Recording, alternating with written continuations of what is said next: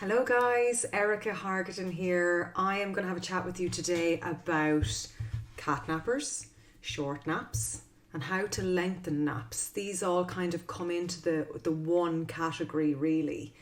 And I've identified 5 key things that I feel you need to have in place or be working on in order for you to gain the longer naps that you're seeking. But first, I just want to impart something on you in relation to sleep maturity when it comes to napping. Really, in the newborn phase, between 0 and quite near to 4 months, your child's sleep is not organised. Right up until 6 or 8 weeks, it's not organised at all. And kind of from 8 weeks, it starts, but like really slowly. So daytime sleep in particular doesn't start to mature until 4 months, until maybe you start to see some of the signs that you may know about in relation to the 4-month sleep regression, which I prefer to call a progression because it's a huge developmental stage for your child, which has a massive impact on sleep perspective. It's actually sleep maturity starting. And the first nap to mature is the morning nap. And that's why many of you would find that you can achieve a long morning nap with your 4-month-old, but you're not able to achieve the Holy Grail second long nap. And that's why I kind of try and dispel myths around it needing to be a long nap at 12. It doesn't necessarily need to be. And usually I would see with parents and with babies that long nap, the second nap, doesn't start to land until closer to 6 months or even beyond for some children. So keep that in mind if you're maybe holding a 12-week-old and you've a cat napper. It's probably pretty normal what you're experiencing. But maybe you've a 5-month-old and they're landing nap 1 but not landing nap 2 for a long period. That's again probably pretty normal. But if you've got a 6 or 7 or 8 or 9-month-old who's catnapping, then there's probably something in these 5 key points that you could take and put on board to help lengthen those naps for you. So, number 1, guys, you need to anchor that start to the day. You hear me talk about this all the time. Start the day at 7 o'clock, no matter what has happened during the night. And I know that's really, really hard if you're working through sleep challenges, but it gives you that anchor point from which you can plan and start the rest of the day. If it's a different start time every day, you will get confused as to what wake period am I working off now? When is this nap due? And your baby won't get the body regulation that it needs in order to get the most out of their sleep. The next, number 2, is you need to establish what wake period is appropriate for your child and work from there. So for example, a 3 or a 4-month-old, the wake period would be kind of 90 minutes to 2 hours, okay? So let's say though your child is 4 months and they're only able to be awake for an hour and 50 minutes, that's okay. That's their okay. So you guys got to take the recommendations that people like me impart and work out from there what works for your child.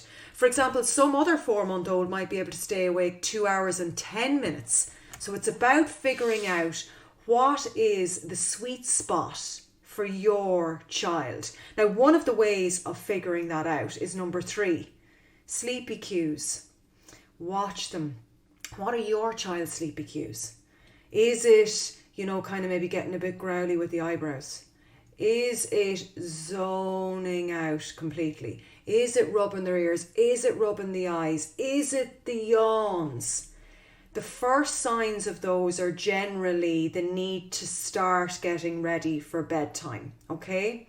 Now, one thing I am going to say to you is make sure if you're following sleepy cues that you're not kind of maybe allowing for settling time in the cot, going, oh yeah, that normally starts at 90 minutes, so I'm going to put them down at 70 minutes. Don't do that, because that then is a child that's undertired going down. 10 minutes can make a huge difference in a baby, even 5 minutes, in terms of their being under or overtired or ready for bed. Okay. Now, number 4 is your sleep environment.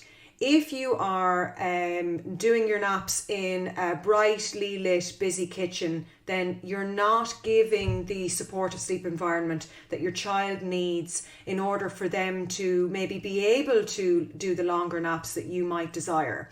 So I would always work on starting with a consistent place of sleep, a place that they associate with sleep, and that place needs to be quiet, dark, and it needs to be set up safely. So a cot, fitted sheet mattress, if you have a 4-month-old, they're in a sleeping bag maybe at this stage, no loose blankets and bedding. Please watch my video on safe sleep. But making sure that the room is dark as dark can be is going to support melatonin production, which is the sleepy hormone, which helps us initiate and maintain sleep. So your child needs that in order for them to get to sleep and also potentially knit up those sleep cycles that you're looking for. If you're using white noise, play it continuously. I did a video on white noise about this recently, so definitely rewatch that. Play it continuously. Don't have it that it only plays for 20 minutes and then stops. Your child will cycle through their sleep, and if what was present when they went to sleep is no longer there, they will wake fully. So this point is also relevant to how your child is settled to sleep.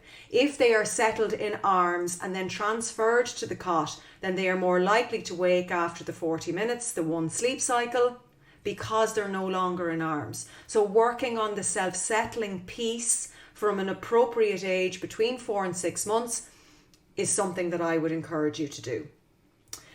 The next bit is sometimes you could have all of that in place. So this is number 5, and your child still wakes.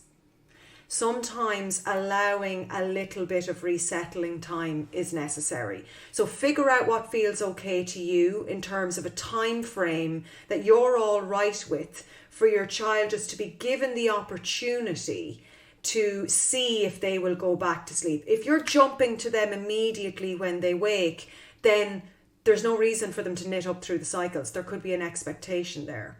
So if you give them a little bit of time, you never know. They might return to sleep, but do this within what feels okay for you as a parent. Is this, you being supportive with them in the room? Is this you outside the room listening? Is it just simply giving them a little bit of time? And in doing those 5 things, you should start to see a little bit more length in those naps. But it's all to do with the sleep maturity piece that I imparted on you in the first few minutes. So I hope you found that useful. If you're looking to learn more about me, check out babogue.com. Thanks, guys.